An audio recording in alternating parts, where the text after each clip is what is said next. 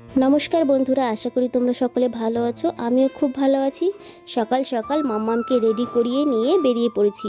আর আজ কিন্তু সকাল দেখে মনেই হচ্ছে না যে আজকে সকাল। এই বর্ষাকালে একটু রোদ উঠলে মনটা খুবই ভালো লাগে, তাই না বলো? এখন কিন্তু বাজে 8টা, চারিদিকটা দেখে মনে হচ্ছে যেন এখন হয়ে গেছে দুপুর।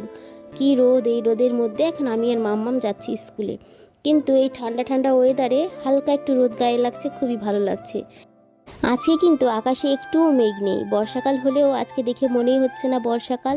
চারিদিকটা রোদ ঝলমল করছে, আর একটু হালকা হালকা গরমও আছে কিন্তু।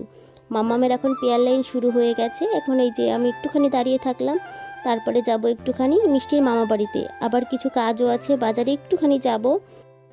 আর আজকে কিন্তু খুব সুন্দর একটা ওয়েদার, আমার তো খুবই ভালো লাগছে। আর যারা যারা হাই করছে এরা কিন্তু সব বাচ্চাদের মায়েরা, আমার কিন্তু দিদি হয় এরা সবাই।